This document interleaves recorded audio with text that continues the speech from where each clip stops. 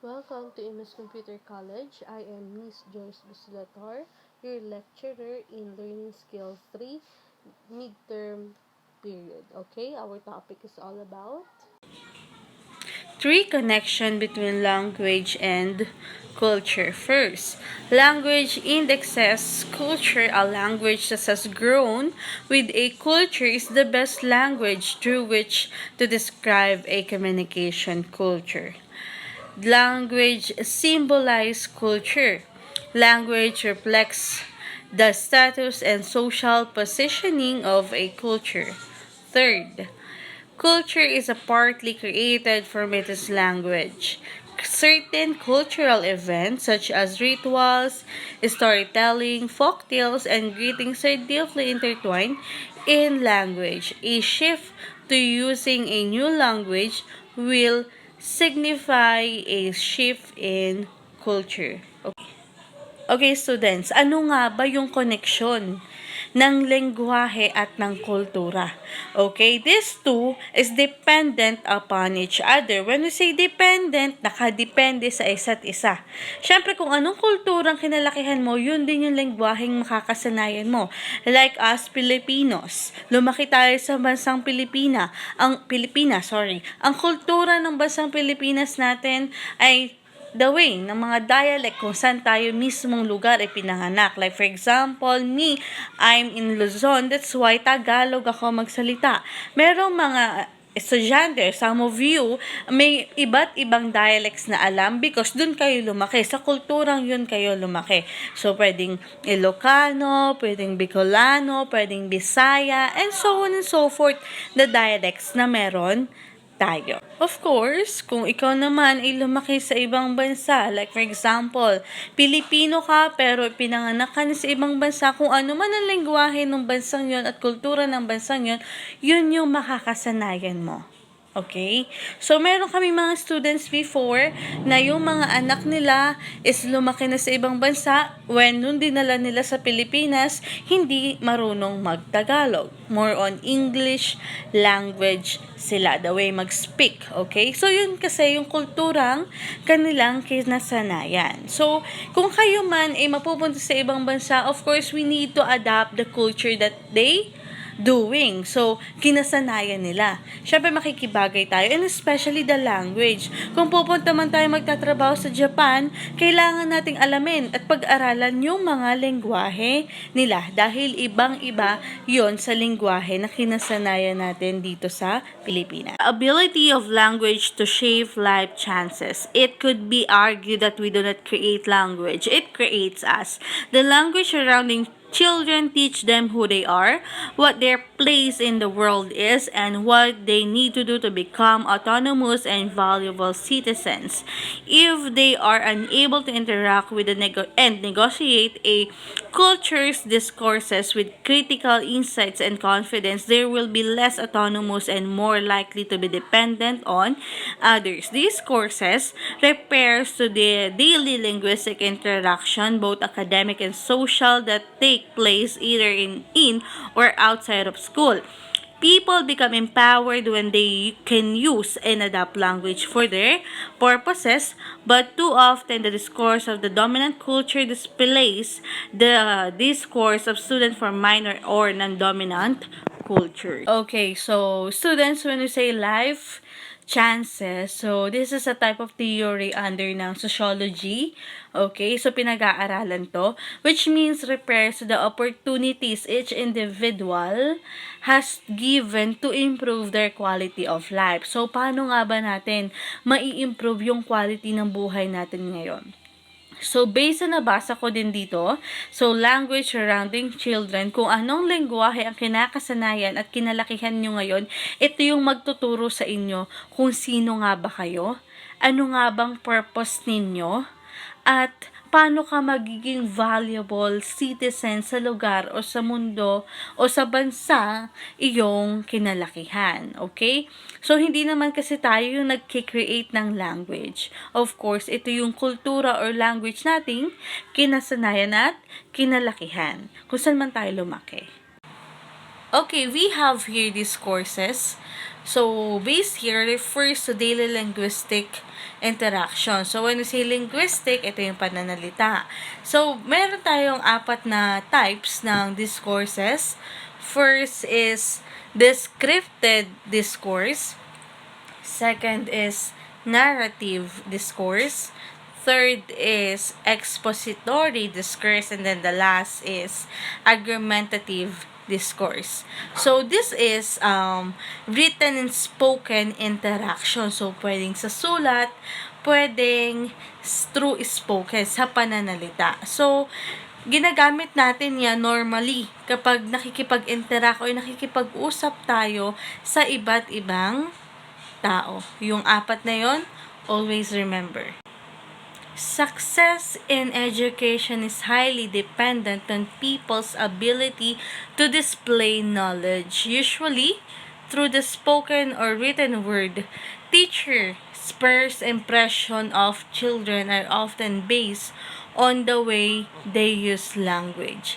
In later stage of education, verbal contact through formal or informal assessment is the main link between students and those who decided their educational fate.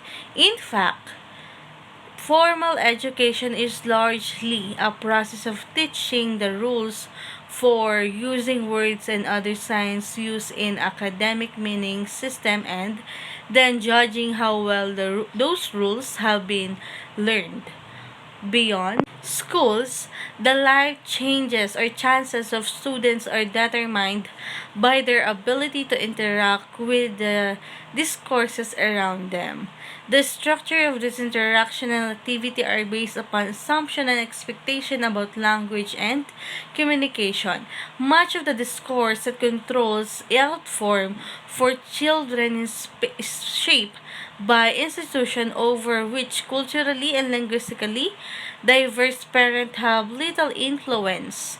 School needs to be more linguistically flexible than other institutes if they want to improve the life chances of language minority students. So here, ipinaliwanag na rin yung discourses. So, ang success ng edukasyon ay depende po sa ability ng isang tao. Kakayanan mo also. And syempre, as a student, you know how to do the spoken and also written word. And also, students, paano ka matututo? Paano mo ibibigay yung first impression based on the language, 'di ba? O sa pagkikipag-usap mo, discourses around other people. So, this is about language and communication. How will you interact? So, sa learning naman, sa knowledge naman, you know naman na learning is na ending process of gaining information. So, tuloy-tuloy lang. But, it depends sa estudyante or sa taong ating makakausap. Cultural differences in communication style and language. Communication style vary across cultures and communication norms are expression of each culture values. Cultures have informal rules that govern speak, listening, and turn talking behaviors. However, teachers sometimes overlook how a child's culture own expectation for communication with interaction may be very different from the dominant pattern in school. They regard children who come from non-dominant linguistic and cultural groups as unresponsive, destructive, or slow learners when the cultural communication style of student within a school are diverse. No single style of communication should be deemed the only acceptable in the classroom. Okay, children whose way of using language differ from those approved in the school may find language conversation battling. Such children have learned different conversation than those required for participating in the classroom. If their teacher do not have information about their student cultures, they may be the children are shy, slow, or non-verbal. So, when we say non-verbal, yung mga hindi nagsasalita or mahiyain nga.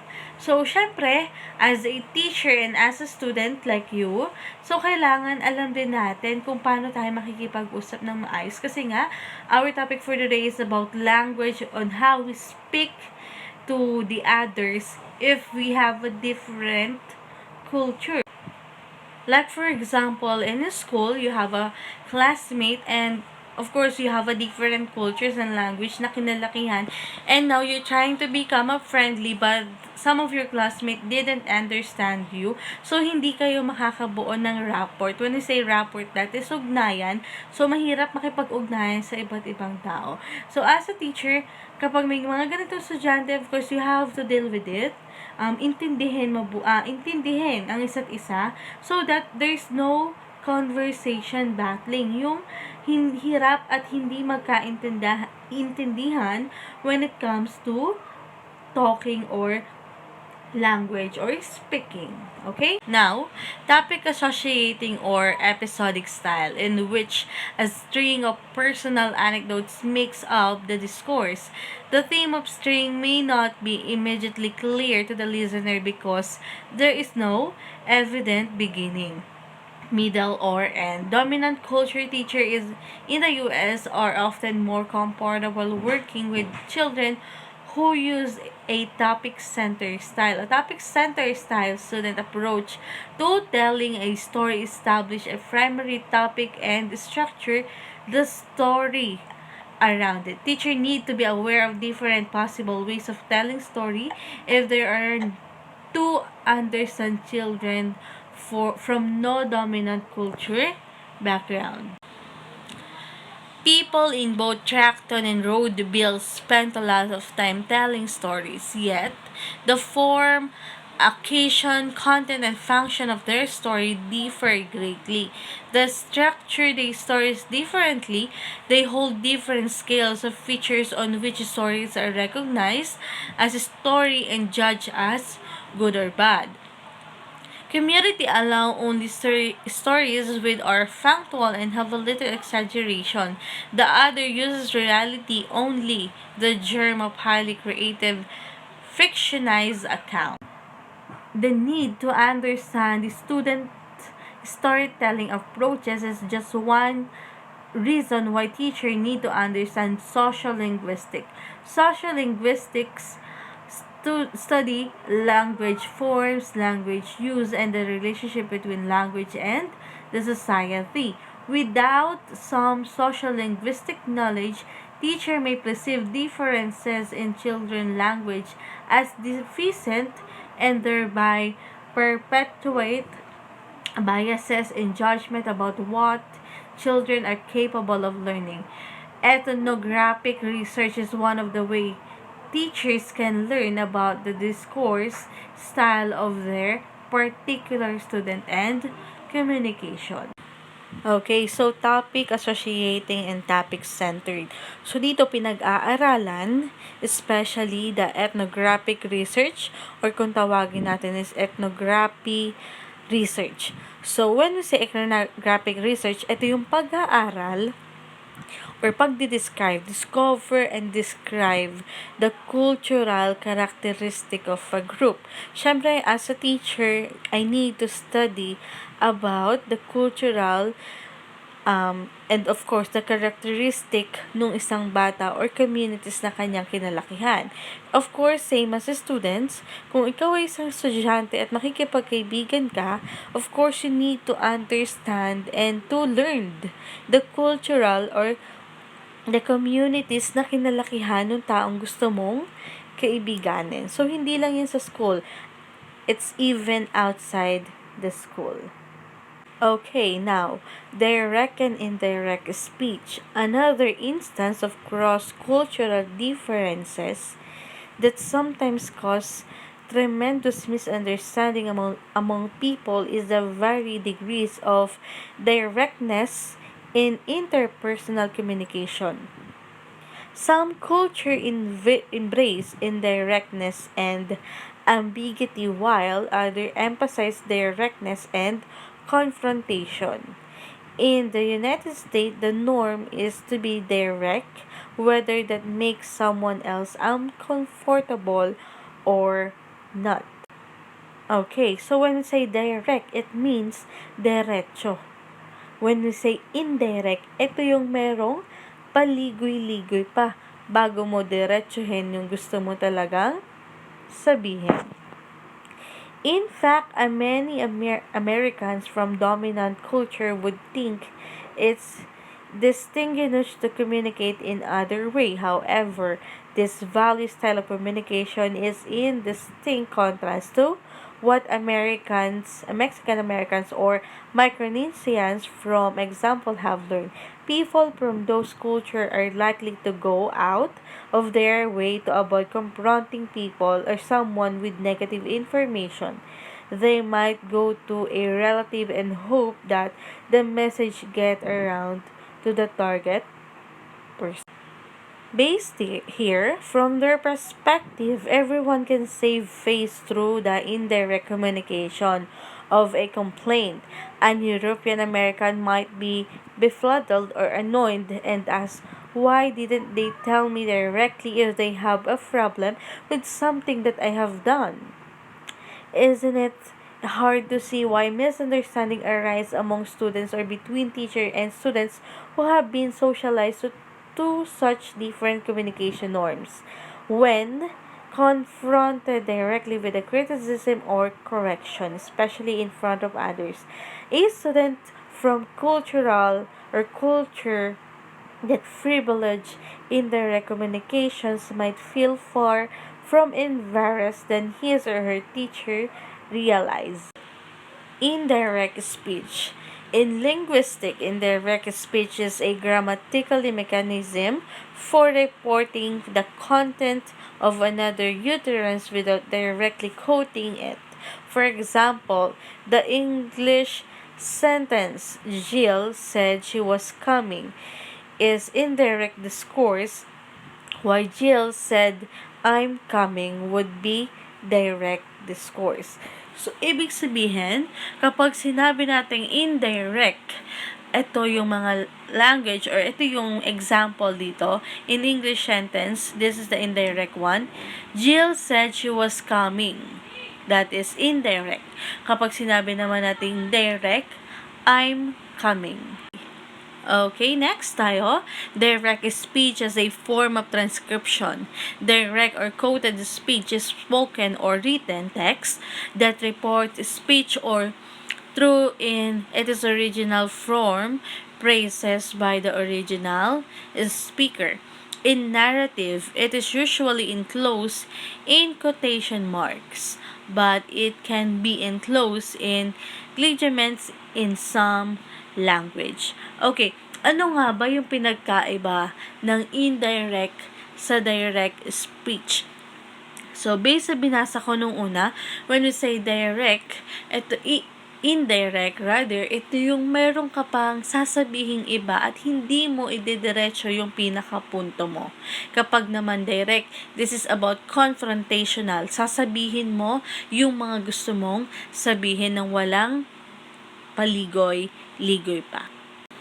Okay, so direct and indirect speech. So, ano nga ba yung difference ng dalawa? So, actually, hindi ito pumapatungkol para sa'yo. Okay?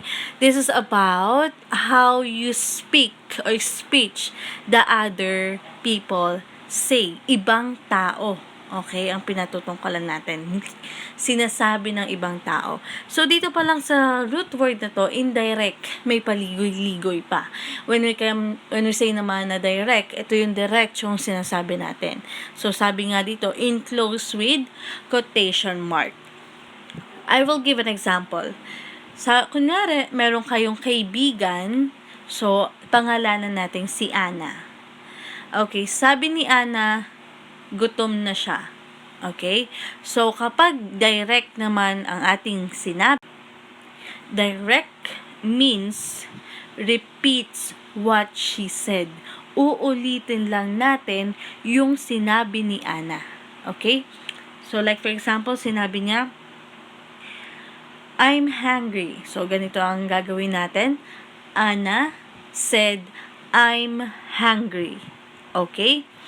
Kapag naman indirect, kapag sinabi natin indirect, it reports what she said or what he said. So, hindi natin siya uulitin unlike ng kay direct, but ang gagawin natin is i-report natin. Paano nga ba? Anna said she was hungry. So, ganun po ang ating gagawin kapag sinabing indirect. So, makikita niyo palang pinagkaiba. When we say direct, I'm hungry, Anna said, I'm hungry. And kapag indirect naman, Anna said she was hungry. Another example is, we have friend named John. So, sinabi ni John na, I was late this morning. So, kapag sinabi natin ito in direct speech, John was late this morning. Okay?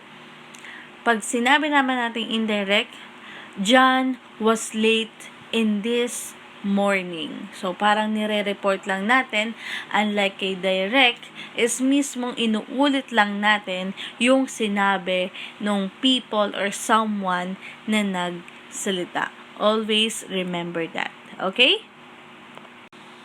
Another example, like for example is meron kayong kaibigan, ang pangalan ay Dave. So, sabi ni Dave, meron akong bagong sasakyan. I have a new car. Ngayon, kayong dalawa na lang ng kaibigan mong nag-uusap. When we say direct speech, Dave have a new car. And kapag indirect speech naman, Dave had a new car. So, makikita nyo yung differences nila. Okay? So, I'm hoping that you learned something new in this class or in this lesson. So, see you in our next meeting. Thank you.